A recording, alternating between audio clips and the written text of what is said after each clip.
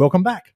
We've created a basic read-along assignment structure in the previous video, but now let's refine it using the familiar Google Classroom assignment settings. Properly configuring these options helps you manage deadlines, grading, and organization.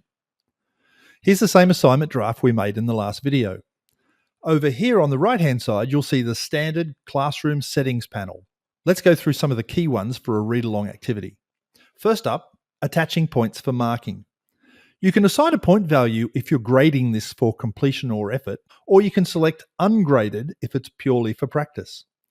The reading insights you get from read-along already provide some great qualitative data, so you might want to just use grading to keep track of participation.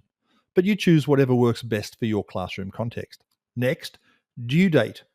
You don't need to include a due date, but it's a good way to keep students on track, as assignments without due dates can sometimes get overlooked. Select the date and even an optional time if you want. Assigning a reading task to a topic also helps organisation. If you organise your classwork page by subject or unit, assign this activity to the relevant topic, like reading practice or whatever you choose. If you don't have a suitable topic, you can just create one right here. You'll also see an option for Rubric. While the core read-along data already tracks things like accuracy and speed and are generated automatically, you could potentially attach a rubric if you wanted to assess something additional, like effort or some other follow-up task.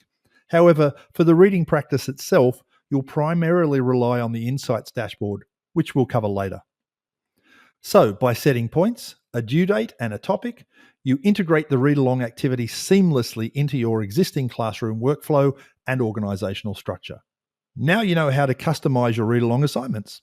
Next up, we'll explore how to assign these activities to your whole class or differentiate them by assigning them to specific students or groups of students. See you then.